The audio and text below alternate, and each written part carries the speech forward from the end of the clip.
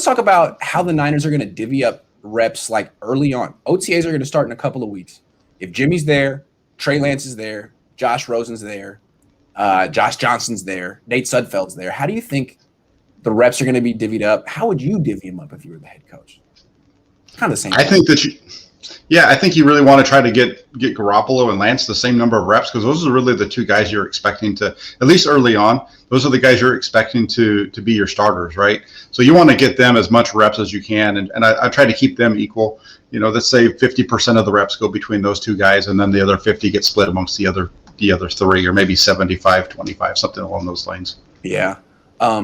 I think it's going to evolve. I think it's going to be interesting. The first practice, the first practice are going to have a rookie mini camp, so Lance will get all the reps. Then they'll have OTAs, and I would expect in the first OTA that it's not going to be a quarterback competition right away. At least that's what Kyle has said. I mean, his words are that it's not a competition yet.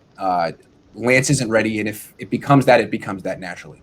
So I would think on the first day, Jimmy's going to get the first team reps, and then the way they used to do it was Nick Mullins and C.J. Beathard would split the second team reps. I think it's possible that Trey Lance will be splitting the second team reps initially. Kind of like, before you get to compete, it's like, did you ever watch the Food Network with Bobby Flay? It's always like, can take on Bobby Flay, but the person has to beat someone else first. You don't get the right to just go right at Bobby Flay. It might be what it's like. They might have to, before you beat out Jimmy Garoppolo, beat out Josh Rosen. Show us that you're better than Josh Rosen, who's 24 and young and hasn't been on this team much longer than you. And if that takes a day, a week, a month, who knows? Could take a day. But I think that's what Lance is going to be worked up real slowly. I don't think he's going to be getting all the second team reps even at first. But I don't know. No, I agree with you. I mean, I was thinking of it more as once they get to training camp, but I agree. Yeah, there'll be a ramp up period throughout OTAs, and that's one of the great parts about the fact that they have OTAs this year where they didn't last year. Is they're going to be able to kind of ramp them up, and that's kind of why I feel so strongly about once we get to training camp and preseason and into the regular season, I think he's going to be ready to go because he's going to have a lot of reps.